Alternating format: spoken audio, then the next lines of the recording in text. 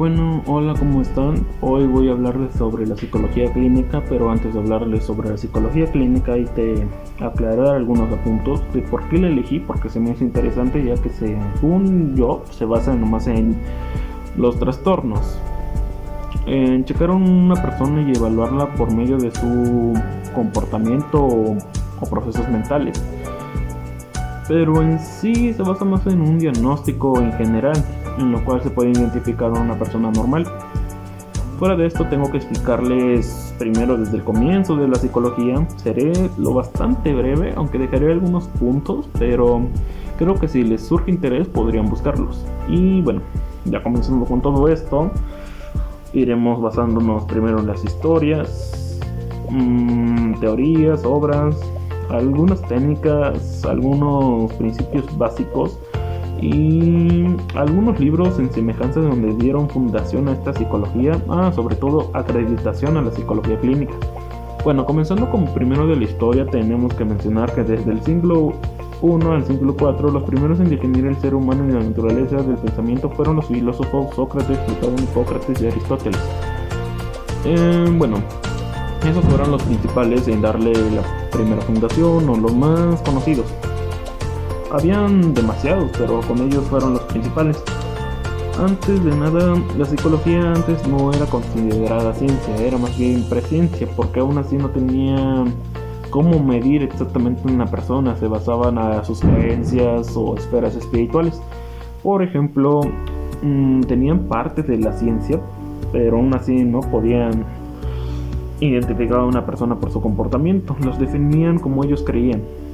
Sócrates, quien fue el primero en usar el método científico, Platón, que fue el que le dio significado o comienzo al dualismo, quiere decir dos cosas. Por ejemplo, el ser humano, según él, estábamos divididos por cuerpo y alma.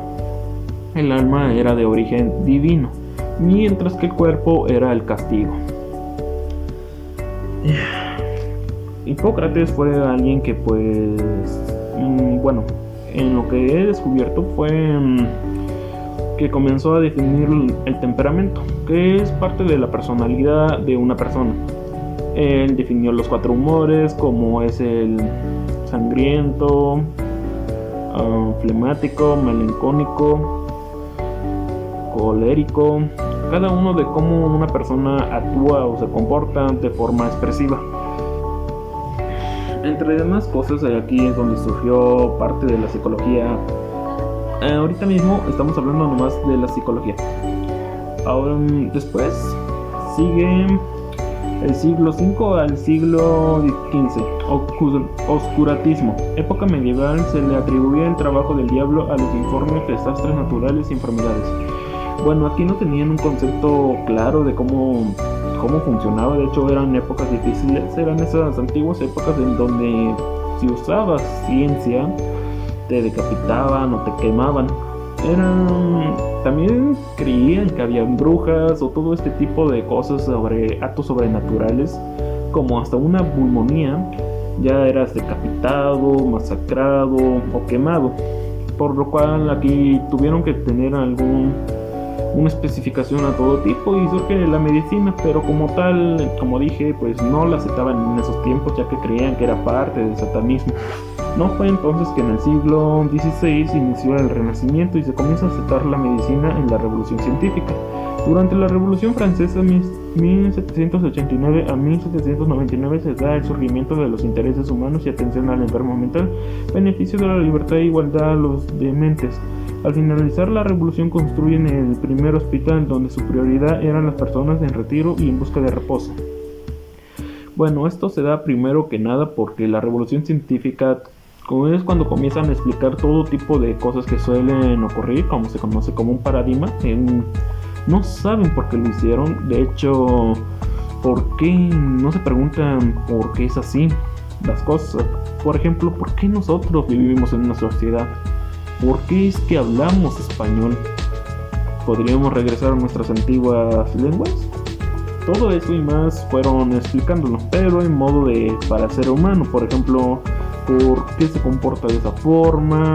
¿Qué es lo que percibe? De aquí surgieron los paradigmas o corrientes psicológicas, como es el estructuralismo, humanismo, funcionalismo, gestalt, cognitivo, entre otras, que en total son 7.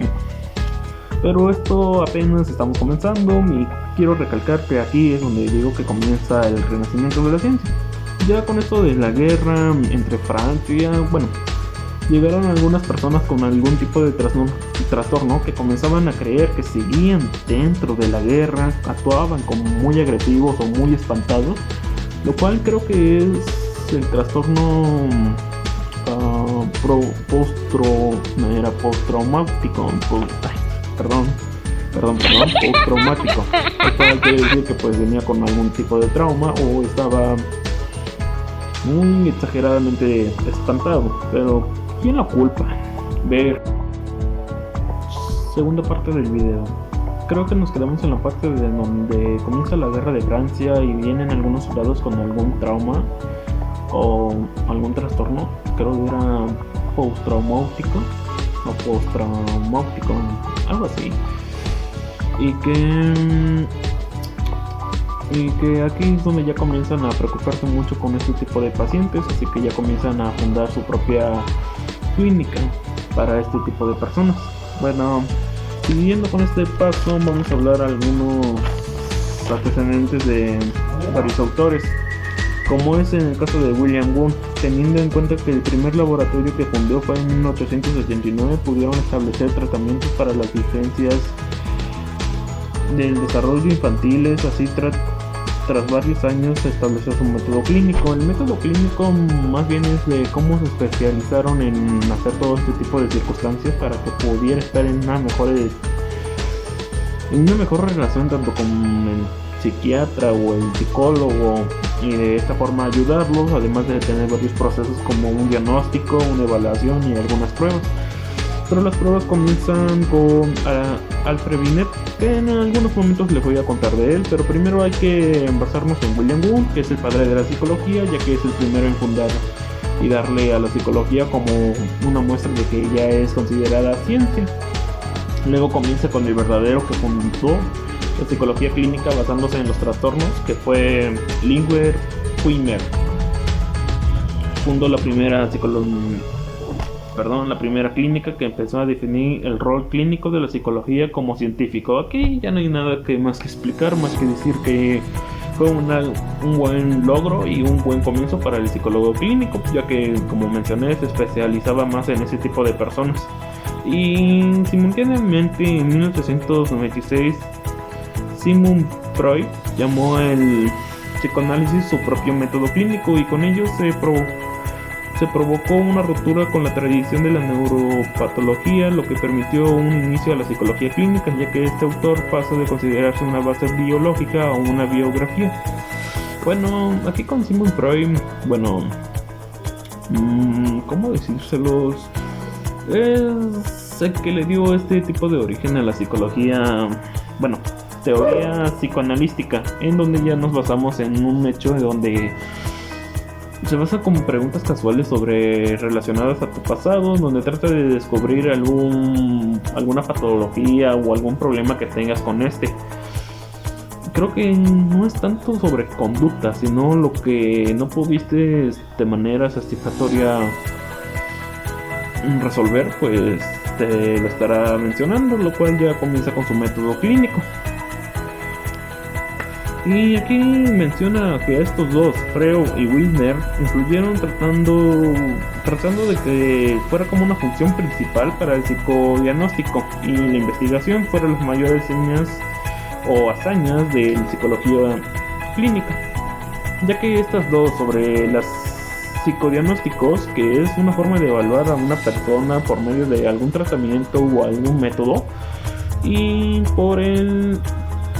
y por la investigación, lo que lleva a cabo a una investigación de cómo ayudarlos. De hecho, creo que aquí ya es donde comienzan a clasificar a las personas sobre qué tipo de trastorno podrían tener, aunque aún todavía no han dado un comienzo acerca de cómo escribirlo, pero muy pronto lo harán, porque tienen que estar ahí viendo pues cuáles son las características de dicho trastorno, por qué las tiene, por qué las lleva a cabo, etcétera y etcétera. Ya del siglo XX que como les mencioné sobre métodos como evaluación o saber en qué área te especificas, ya comienza con el Scrivener, quien surgió en las innovaciones de los psicodiagnósticos, como las pruebas de inteligencia siguiendo la escala de Wissner o el MPI, una serie de pruebas proyectivas. Bueno, en sí, Scrivener con otro autor llamado Theodore Simon fue quien ya decidieron medir la inteligencia por medio de un número, lo cual ya se basaba más en sus habilidades, capacidades y desarrollos mentales, lo que hizo que ya comenzaron a clasificar a una persona por 6 tipos de rangos dependiendo de su coeficiente intelectual, aunque posteriormente por Thurman Merrill ya es donde comienzan a popularizar este tipo de proyectos, bueno, esta prueba proyectiva, que en cierto caso, bueno, había 2 tipos de pruebas, las proyectivas y las psicométricas. Las proyectivas eran para medir ahora sí que tu aprendizaje de cómo lo que entiendes, lo que sabes, cómo lo demuestras o lo especificas, ahora sí como un tipo de identificación para la personalidad. Y ya con el otro de la psicometría, pues ya es para medir la mente humana a través de preguntas en lo cual tienen que ser correctamente. Con las proyectivas creo que no hay pregunta errónea, era lo que tú pensabas, más que con la psicometría pues sí tenía que haber una pregunta correcta. Es aquí donde ya comienzan a medir la inteligencia y clasificarla, como mencioné, en 6 aspectos, que no me acuerdo, pero es de un número 69, que significa muy inferior con problemas cognitivos a muy inferior. Y luego está con el muy alto o sobresaliente, que si mal recuerdo era sobresaliente, alto, medio, promedio, inferior, desinferior, y, bueno, término bajo inferior y el más débil. Bueno, terminando con esto de las pruebas psicométricas y cómo funcionaron y qué aporte dieron a la psicología clínica, pues fue bastante, porque también la psicología clínica se basa en dar un diagnóstico en cómo piensa una persona o cuáles son sus factores en donde no son muy buenas. Por ejemplo, en estas pruebas ya comenzaron a distinguirse los varios factores y áreas de sus capacidades y habilidades, como es la información, vocabulario, selección lógica, aritmética, abstracción, organización, planeación, etcétera y etcétera y etcétera. Luego, con 1908, Clifford Berges, es paciente de un hospital psiquiátrico, publica un libro sobre el abuso que se le da a los pacientes y estableció lo que conoce actualmente como la Asociación Nacional para la Salud Mental. Ojo con esto. Además de esta persona que dio su opinión de cómo los trataban, también aquí ya comienza con otro tipo de autor, el cual les voy a mencionar ahorita mismo para que una vez tengan una relación. Modelo de Bowler. Código ético de un psicólogo que se enfoca en los que los autores dominaron la Santa Trinidad, es decir, investigación científica, evolución psicodiagnóstica y tratamiento psicoterapéutico. Como ya mencionamos que es la psicodiagnóstica, pues ya son las pruebas para medir a una persona, y esto con el modelo y la nacional sobre la salud mental ya comenzaron a tener sobre cómo debe funcionar un psicólogo en una manera ética, donde sea más eficiente en ayudar a una persona por medio de terapias psicológicas, porque bueno, como mencionamos antes, los trataban muy mal, no les daban ahora sí que su propio medicamento. En este caso pues ya comienza a haber un ético del psicólogo, además de que comienza con una investigación científica, evolución psicodiagnóstica y el tratamiento psicoterapéutico sobre cómo llevarlos a cabo correctamente. El código ético más que nada es para saber lo que somos capaces de hacer y lo que no debemos de hacer. Por ejemplo, jamás se ha visto que nosotros tengamos que compartir alguna terapia con algún paciente, ya que eso es personal entre el paciente y yo. Bueno, el paciente y el psicólogo. Y con esto llevamos a cabo de que un dato curioso es de que el psicólogo clínico es igual que un psiquiatra. Se basan en identificar los trastornos y ayudarlos, pero en este caso aquí los diferencia en la ayuda, porque el psicólogo trata de darle terapia psicológica, es decir, con varios procesos mentales, mientras que el psiquiatra ya te receta el medicamento que debes de estar tomando correctamente. Continuando con esto, ya mencionamos cómo funciona el código ético de un buen psicólogo profesional y lo que no tenemos que hacer, porque aquí ya también comienza a organizarse como lo mencionó Clifford Bates sobre cómo le daban abuso a una persona. Pues ya comienzan a ver aquí como lo que tenemos que decirles o no decirles o qué hacer con ellos. Después de esto continuamos con la APA. Bueno, aquí ya comienza, por así decirlo, a ver una acreditación, pero antes de la acreditación creo me falta mencionar algunos apuntos y aspectos, como por ejemplo la teoría del aprendizaje de Bandura. Él creía, bueno, dio un aporte muy importante a la psicología clínica, porque como se sabe, no se sabe si influye más la genética o el medio ambiente, pero acá hay una disputa. Sí, lo que yo pienso como opinión y lo que se ha llevado a cabo en varios psicólogos, dicen que ambos son fundamentales, por lo cual influye mucho la genética como el medio ambiente para definir una conducta de una persona. Por lo que aquí Bandura se basó en un experimento sobre el muñeco bobo. El muñeco bobo solamente era de que le dieran golpes, pero lo observaba de otros niños o de un adulto ver una conducta agresiva. Curiosamente, el niño comenzó a imitar estos movimientos, lo que hizo que el muñeco bobo fuera un aporte muy innovador para la psicología clínica, porque claramente se vio como una persona también puede ser influenciada por el medio ambiente. Basándonos en esto ya es una teoría, pero todavía falta mencionarles algunas. Sí, el DSM-5, que bueno, ahorita se los estaré comentando.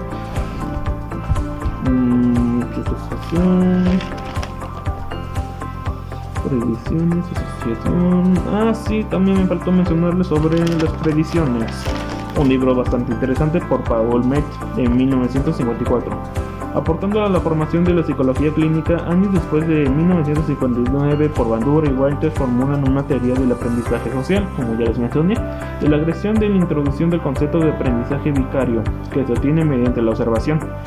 Es como ya les mencioné, pero las predicciones es otro libro en donde ya comienzan a casi parecido al DSM-5, pero en esta ocasión ya solamente mencionan pequeños conceptos básicos de cómo puedes predecir una conducta de un comportamiento inadecuado cuando este está en un medio ambiente o cuando este tiene una genética adoptiva. Bueno, todo esto y más ya comienzan a predecirlo y poco a poco ya comienzan a dar con el DSM-5, bueno, del DSM, que ahorita por sus siglas lo desconozco, pero es un libro en donde se basan de los trastornos y cómo identificarlos, evaluarlos, diagnosticarlos y clasificarlos. En esta forma nos ayuda bastante en el momento de identificar a una persona mediante pruebas y saber qué tipo de trastorno tiene. Es aquí donde les mencionaba que ya comienza su lista. La lista era esa de qué tipo de trastorno tendrá, por qué razones lo tiene. Pues con este libro ya nos especificamos más y nos dice cuál es el problema. Bueno, no exactamente cuál es el problema, pero nos dice por qué tiene ese problema, debido a varios factores del ambiente. Por ejemplo, está un trastorno relativo de apego. Este trastorno se da inusualmente por niños que pasan por algún tipo de trauma, más aparte por la falta de satisfacción, como dice Sigmund Freud. Aquí también se aplica el psicoanálisis, porque por la falta de una satisfacción como es el apego, lazos afectivos, comienza a generar un tipo de trauma donde ya no siente ese tipo de apego o satisfacción por algún ser querido, como es en el caso de la niña psicópata de se llama Beth, que igual es un dato perturbador de cómo una niña ya comenzaba ya tenía descendencias psicópatas, porque quería matar incluso a su hermano, su madre, su padre, que por cierto era una niña adoptiva. Pero dentro de muy poco comenzaron a... dentro de muy poco... el psicólogo se quedó impresionado al saber de que tenía una buena memoria de recordar lo que le hacían. Además de que aquí, como les mencioné, hicieron pruebas proyectivas. A la niña le pidieron que dibujara lo que le daba miedo y bueno, o lo que pensaba o lo que tenía. Le dibujó un pequeño dibujo en donde se mostraba que ella era un poco infeliz, ya que se mostraba que era violada. Con estas tendencias llegaron a cabo a varias muestras y ya con esto, con las pruebas, ya comenzaron a darle un tratamiento específico en donde ella podía sentir un lapso de apego con una persona. Y de esta forma, pues cada vez que le preguntaban qué sentía o lo que sentía por lo que estaba haciendo de maltratar a su familia, masacrarla, porque ya comenzaba a tener esta patología. Comenzaba primero con los animales, matándolos poco a poco, como son las aves, puñalando el perro, y así sucesivamente. Después de la terapia, pues, no sé en qué parte me quedé, pero creo que me quedé en la parte en donde ya, con esto de las terapias, bueno, comenzaba a tener un lazo afectivo, y con esto ayudó bastante, ya que, bueno, el objetivo de la terapia era de que sintiera un aprecio por los demás. Y bueno, con esto damos un claro ejemplo de cómo funciona el DSM-5, ya que pues pudimos evaluarla, clasificarla y diagnosticarla con este tipo de trastorno, porque ya estaba escrito en el libro. Para esto el libro tuvo que pasar por varias pruebas. Ahora sí que pasaban por una categoría de niños para identificarlos y varios experimentos y laboratorios para definir varios tipos de nombres de trastornos y por qué se da. Ejemplo, hay varios trastornos de ansiedad. Dentro de esa área se encuentran como, dale que 6, y así sucesivamente se va yendo, clasificándose por el medio ambiente o por... Bueno, creo que nos quedamos en la parte final del DSM-5 y algunas referencias de otros libros que, en mi opinión, son los más importantes porque hablan de la ética del psicólogo y el ingenio del psicólogo. En todo caso, con todo esto, para finalizar, solamente quedaría hablar de la acreditación. Pero antes de hablar de la acreditación, tengo que mencionar que el DSM-5, además de hablar de los trastornos, también se divide en varios elementos, que son 2 secciones, si mal recuerdo, pero esas 2 secciones van a ser muy importantes para, ya saben, para mantener el orden de saber cómo accionar un trastorno y decir que es el trastorno o algún síndrome que pueda tener, ya llevado por características o que cumple con ciertos aspectos. Ya por finalizar esto me voy a ir a la acreditación. Y bueno, antes de la acreditación, bueno, sí, una vez terminamos con la acreditación.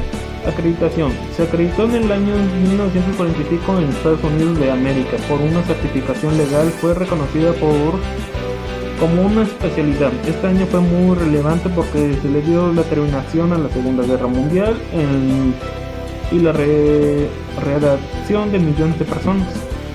Ok, aquí ya comienza a ser acreditada por nada menos que la APA, American Psychological Association, que en su sigla sería la APA. Esto ya le daría la certificación de que en qué área básicamente trabajan, y más que nada todo esto a finales de la guerra. A partir de esto, la APA promulgó el Código Ético para los Psicólogos Clínicos. En 1952, la Asociación American de Psiquiatría aprobó la revolución como una especialidad a favor de la psicología clínica. Esto quiere decir que pues ya tenía oficialmente un trabajo donde se basaba en todo eso. Podría basarse en demás cosas, pero ya simplemente se basaban en un área específica. Y no solo eso, en 1959, posteriormente, Corte Suprema de Estados Unidos otorgaron el reconocimiento legal al psicólogo clínico como experto de la determinación de la enfermedad mental. Como yo mencioné, pues gracias a esas 2 organizaciones, fue como es que tenemos una acreditación y podemos trabajar en este medio, o mejor dicho, trabajar con la especialización de enfermedades mentales. Y eso sería todo básicamente de la acreditación. Bueno, obviamente hablaría de más si les tendría que decir cuáles fueron los pasos, requisitos o cuál fue el documento y cosas así, pero yo no me estoy basando en leyes, simplemente puedo mencionarles que estas dos organizaciones fueron las que ya aprobaron oficialmente al psicólogo clínico, al psicólogo clínico. Y con esto ya damos por finalizado este video. Más antes aclarar algunos ciertos apuntes de lo que yo creo y me llevó todo esto de mi investigación, porque bueno, me faltaron mencionar algunos aspectos como varias terapias que pues no pude investigar porque, como mencioné, en el código ético dicen que no podemos ver algo más que no se pueda. De hecho, lo único básico que te podría dar alguien es la teoría. De ahí dependerá de ti cómo tú lo quieras dar, especificar y enseñar. Lo único que te van a otorgar las buenas escuelas, de aquí hubo de hecho una influencia, dos, de las prácticas. Aquí salieron dos escuelas divididas. Una en donde pues básicamente les enseñaban todo, pero aquí pues el problema era de que no se especializaba muy bien. Dos, te daban una terapia o a veces la terapia era incorrecta pero aún así la ejercían. Y tres, pues no eran aptos para ese tipo de encargo, por lo cual pues se dividieron en dos escuelas. Y aquí es donde comienza una polémica, donde no a cualquier escuela te tienen que dar una certificación en lo que haces. Y por esto pues también mencionan algunos ciertos códigos que, bueno, en su momento los que van a estudiar en psicología a lo mejor quieran saberlos. Así que pues les recomiendo que busquen el libro Código Ético del Psicólogo. Ya con todo esto, pues las prácticas en sí, solo vi algo que cualquiera lo enseña. Es la técnica, que no es una terapia, es una técnica de la hipnosis, pero esa ya es una controversia que en sí se va a ir viendo a finales. Bueno, se vio esto en Colombia, si no recuerdo, o en Cuba, pero esto ya, bueno, aquí no hubo tanta controversia, sino cómo implementar estas técnicas y la diferencia entre terapia y técnicas. Y de aquí los errores de los psicólogos que se graduaron en ciertas escuelas, pues también hubo bastantes quejas. De hecho, hay un psicólogo que quiso darle que su gata fuera psicóloga o terapéutica en cierto aspecto, porque era un animal que pues te levantaba el ánimo, y le dio el certificado a su gata como especialista. Pero aquí pues ya comenzaron las quejas: cómo es posible que un gato está fuera de lo humano. Y de aquí pues ya comenzaron a establecer varias cosas, por lo cual yo no puedo mencionarte tanto lo que es qué terapias dan, cuáles son los estilos de terapia, técnicas, pero sí te puedo decir que la terapia es lo que te ayuda o bien te establece psicológicamente, ya que se basa en varios procesos en donde tú vas a estar pasando. Por ejemplo, no sé cómo darlo, pero creo que este sería un ejemplo para las personas que pasan por los lanos. Es un ejemplo, miren cómo yo. Pues dicen, bueno, mi maestra me mencionó que para evitar todo esto de que no te concentres, que tu autoestima esté baja, pues lo mejor sería que evitaras los espejos por un mes. Después de este lazo, pues me visitas y verás que hay cambios, como por ejemplo aumentas tu producción, tu autoestima sube con el simple hecho de que ya no te ves. Y así sucesivamente va yendo terapias donde conecten una acción con un estímulo, o a veces tiene que ser con medicamento, pero eso ya va, bueno, nosotros sí nos especializamos en medicamento, pero si mal recuerdo, pues te lo podemos decir qué tipo de medicamento. Ya vas a una clínica, pero en sí no nos basamos tanto en que te lo demos, sino en cuál sería el medicamento que deberías tomar. En sí nosotros nos basamos en procesos psicológicos, es decir, que podamos engañar o disciplinar esa mente, tanto que bueno, si te estuviéramos dando medicamento, en simple hecho de que te lo estemos dando, a lo mejor digas, pues ya me recuperé. Pues no, Es como una bicicleta.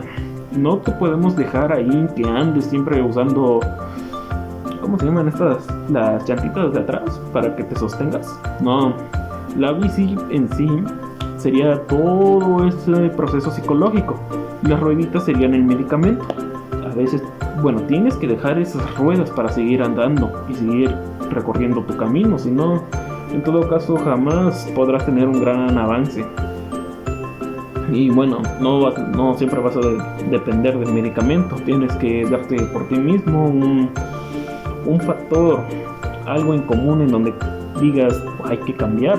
Pero esto también se basa en que, bueno, hay varios procesos mentales donde uno se disciplina y dice pues quiero hacer un cambio, y otros en donde pues no puede hacer el cambio, pero tenemos que estar ahí ayudándolo. Y bueno, con esto ya lo finalizamos con la acreditación y polémicas de las prácticas, que en sí en su momento pues repito no fueron de todo bueno que dieran acreditación incluso a las escuelas, que en sí no deberían de tener, porque como claramente dijo APA, solamente se especializan en la enfermedad mental los psicólogos clínicos. No es como si metieran a otro tipo de psicología, es decir, ¿qué tal psicología de pareja? No entraría ahí porque pues no se especializa en enfermería, pero esa fue la polémica que tuvieron. A ver, creo que lo apunté. Ah, miren aquí. Se dio a principios de 1959, pero esto ocurrió en Cuba, pero esto fue de las técnicas. Una de ellas fue la hipnosis. Bueno, también aquí mencionan ciertas cosas que bueno, se las voy a leer, pero ya sería mucho. A ver, tipo de teoría de la investigación de psicoterapia permite comprender mecanismos psicológicos que están en el desarrollo personal, del crecimiento y de la duración. Carácter ético, y es nuestro deber personalizar a nuestros pacientes, o mejor dicho, proponerles una terapia de los mejores tratamientos y evitar hacer daño. Algo de que menciona el código ético. También dice que la práctica de la psicología basada en la evidencia deberían ser los que están ejerciendo eso con contextos de práctica. No es una exclusiva para los investigadores.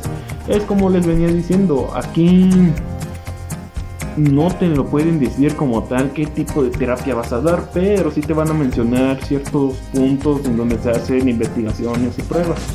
Y en esto, pues aquí con estos experimentos vas a tener una cierta idea de cómo hacerlo, más no como diga una guía de que diga, no, pues tienes que aplicarle esto y aquello, pues no. También voy a mencionar lo que ya considero por último sobre la psicología clínica. Pues no recuerdo lo coloqué aquí. Aquí está. En sí, ¿cuál es su función? Pues la función principal de un psicólogo clínico es el diagnóstico, tratamiento y la investigación de los problemas relacionados con el comportamiento humano.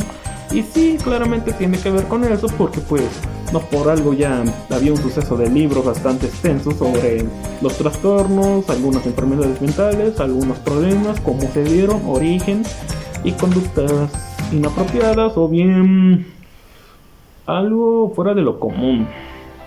Por esto nos basamos en un gran extenso de libros, pero por lo general solamente mencioné los más importantes, como el código ético, el DSM-5 o el DSM, que en sí solamente nos ayuda. Ese considero que es la biblia importante de toda la psicología clínica, por eso lo mencioné, y algunas otras obras mencionadas como la teoría observable, para demostrar que sí es posible que todo sea por medio ambiente, pero también por genética. Así que a todo esto, pues eso se basaría la función de un psicólogo clínico. También, ¿qué busca? Bueno, es explicar y comprender las razones que impulsan a las personas a actuar como lo hacen, prever los comportamientos, contraer el medio y modificar la conducta. Se enfoca en la patología de una persona, en una personalidad, sin descuidar las potenciales sanas del individuo. ¿A qué se refiere esto? La patología. Bueno, la patología es cuando repite un suceso. Y bueno, no en sí un suceso, sería como un estímulo. Y en todo caso, pues si hay una patología de que esta persona lo disfrute o sufra de ello, pues de todo caso tendríamos que estar ahí interviniendo, de forma en que podamos sanar al individuo sin hacerle daño y sin involucrar otros otras patologías. No sé si me entienden, en vez de ayudar, pues estaríamos aumentando más ese estímulo. Y en todo caso, pues también menciona aquí que hay que tener en cuenta sus potencialidades sanas. Es decir, lo que está sano, simplemente consideraríamos lo malo que tiene. Pero lo que está sano, pues igual puede que salga involucrado, puede que lo afectemos. Por eso hay que tener en cuenta todos los factores del mal. Y eso sería todo de parte de mi investigación de la psicología clínica. Si me faltó mencionar algún punto, creo que sería un poco más extenso decirles cómo trata el DSM-5. Sería como explicarles trastorno por trastorno, pero yo creo que les di varios ejemplos de cómo funciona el DSM-5 y los tipos de diagnósticos que se hacen. Hay algunos ejemplos de algunas pruebas, como fue en el caso de la niña psicópata de... Ay, se me olvidó su nombre. Ya se me olvidó, pero era de la niña psicópata. Trato de recordar, pero en serio se me olvidó. Y bueno, eso sería todo de mi parte. Como les dije, de la niña psicópata, pues notaron que había una secuencia de procesos. Ahí se hizo una patología, porque claramente repitieron un suceso en donde no desarrolló satisfacción por los padres y donde su padre lo violaba. En todo caso, pues eso hizo que sufriera un tipo de trauma, por lo cual no podía tener afecto por los demás, desarrollando el trastorno de reapego activo.